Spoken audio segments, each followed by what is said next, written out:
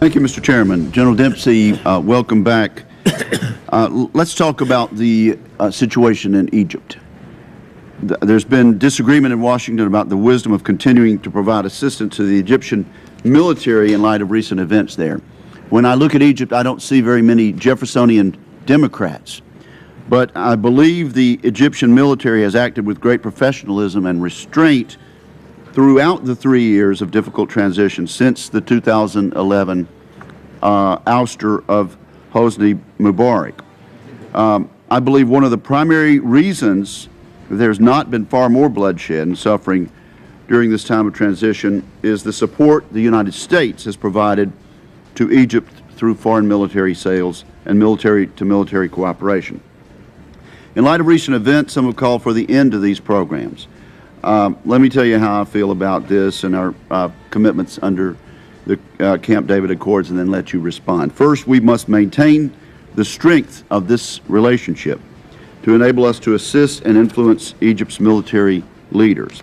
Second, the United States would be short-sighted to overlook the return on investment we get from the Egyptian military. For example, Suez Canal transits for our carrier battle groups, intelligence cooperation, counterterrorism cooperation. These are examples of the benefits we derive from this relationship. Third, the Egyptian military has played a stabilizing role during Egypt's transition. And fourth, our commitments under the Camp David Accords have yielded sustainable peace between Israel and Egypt. We must acknowledge Israeli Prime Minister Netanyahu's statement this weekend on Face the Nation that the Camp David Accords have been, quote, the cornerstone of peace between us and our neighbors, and it's also been the cornerstone of stability in the Middle East, unquote. General Dempsey, do you agree with me regarding the importance of military-to-military relationships as enablers of U.S. foreign policy? I do, Senator. And do you agree with me that we should continue to maintain and foster the strength of U.S.-Egyptian military relationship? I do. If our government decides that they have to take some action based on existing legal frameworks and restrictions, I would recommend that we find a way to restore those as quickly as possible, even if it meant conditioning them some way. But I very strongly believe we have to maintain our contact with the Egyptian Armed Forces. And do you have any reason to believe, as some have feared, and as some fear now, that weapons and equipment that we provide to the Egyptians, or that we have provided in the past, have been used or will be used or would be used in ways that might eventually endanger the United States military or civilian personnel or United States interests? There's no indication at this point, Senator, that that would be a concern.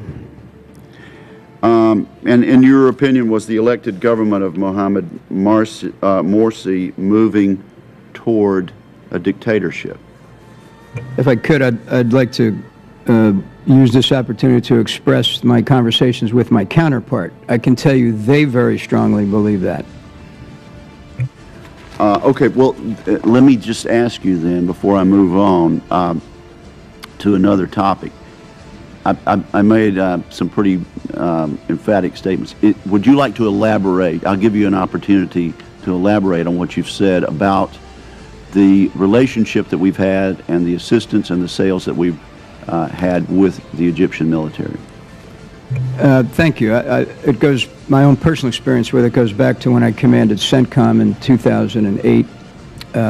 And I can tell you that they have, they're a very strong partner of the United States, a very key nation in the region.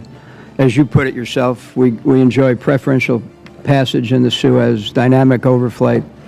They've committed to the Camp David Accords. The Israeli military considers the Egyptian military a strong partner. And so in my personal experience, which goes back now about 5 years, they are worth the investment.